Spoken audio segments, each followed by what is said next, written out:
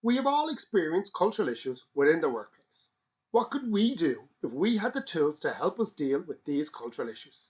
My name is Wesley Hughes, and I'm here to help you understand how to look at work cultural issues using the DISC model. We will briefly look at 3 points today: the DISC model, the importance of understanding personality issues within the workplace, and how the DISC model can influence changes in your workplace. The DISC personality theory was first outlined in the book Emotions of Normal People, published in 1928, in which William Moulton Marston separated individual personality types into 4 categories: dominant, inspiring, supportive, and cautious. The DISC model, if used correctly within the workplace, can be a valuable tool for understanding and shaping workplace culture by providing a common language within a team or an organization to discuss behaviors, communication styles, and interpersonal dynamics. There are many types of cultural behaviors that have developed over multi-generations, which can create conflict. Using the DISC model helps managers and individual team members understand themselves and their colleagues better, leading to improved communication, collaboration, and potentially reducing conflict.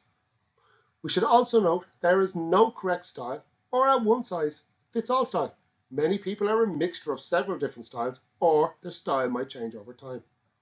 As shown on the slide, there is a positive and negative to each style. Dominant people who are outgoing, task-oriented, can be self-assured, determined, and very efficient, but also can be pushy, have a lack of consideration for those they work with, and be very blunt in their requests or responses.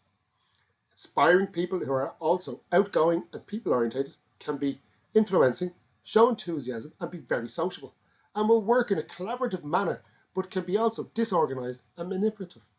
Supportive people who are people-oriented and reserved can be very steady in their manner, be very cooperative in their approach, and be very dependable, but are not great at changing their approach and are very evasive. Cautious people who are both reserved and task-oriented set very high standards, very diplomatic in their approach, but can find it hard to fault find and can be critical of themselves. Stress, bullying, low productivity, and conflict are all something we have or are likely to experience in the workplace during our working life. A 2020 report by CIPD in Managing Conflict in Modern Workplace highlighted that 26% of employees stated that conflict at work is a common occurrence. With the use of the DISC model, organizations, teams, and individual team members can address cultural problems, as it can assist in providing a framework for understanding communication styles. By understanding your organization's style or styles, it is possible to improve communication and help understand conflicts and bring them to a resolution. The DISC assessment tool is a relatively easy process for organizations to implement. It will identify what is holding the organization back and will provide a profile to help the organization understand the personalities that allow better communication for conflict resolution.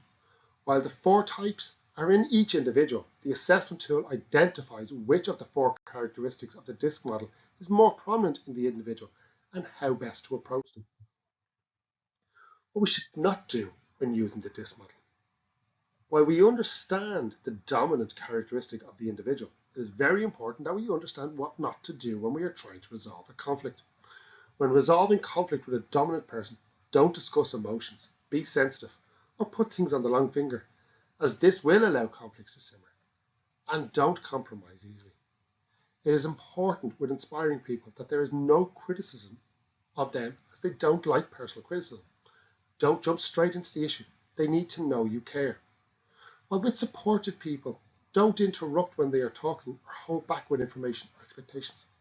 And lastly, with cautious people, they don't like it when you focus on what they did wrong or criticize them or their work.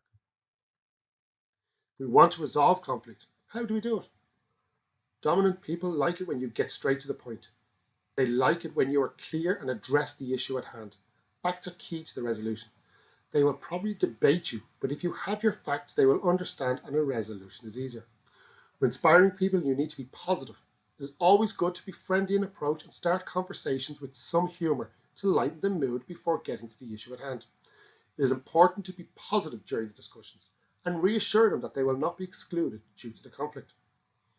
To supportive people, relationships are very important, and you need to be very careful in approach, as they could become anxious and uncomfortable when you start to discuss conflict. It is important to let them talk and learn to understand their point of view. Always reassure them throughout the process. Cautious people like to have facts and detail. The more you give them, the easier it is for them to understand. Be structured, be level-headed, and leave emotion at the door. Before we finish, I'd like you after this presentation to review the DISC model and see what it can do for you and your organization, as the use of the DISC model and the assessment tool within an organization can lead to improved conflict resolution, as it helps an organization to understand personality types and helps them tailor their conflict resolution. If there's poor engagement, your organization, the use of the DISC model with management and team members can assist you to understand the personality types and how to resolve conflict. It's also very important for an organization to understand what not to do during conflict resolution and how not to approach individuals, as this may lead to further issues across the group. Approaching conflict in a manner that is tailored to an individual's needs can lead to improved productivity in the organization, while also reducing the likelihood of bullying and social exclusion. To answer the questions on screen, working in an industry that has multiple cultures due to the nature of people's location, age, skill levels, and the changing environment that we live in today, I regularly have to deal with conflict in the workplace. The DISC model has helped me understand myself and how I react. It was eye-opening when I discovered my dominant character, and I feel that using the DISC model with my team will ensure that we can all deal with conflict in a more understanding manner. How the structure of a presentation can affect the overall outcome, and why keeping it clear and simple will improve the information retained by those receiving it. I present regularly and always find that I have too much information on the slide. Stopping people from focusing and reading the slides, but listening to me, will give me confidence in my presentations going forward. And it will also help the people receiving the presentation to retain the information and use the information provided. Thank you. I'll now leave you with my referencing.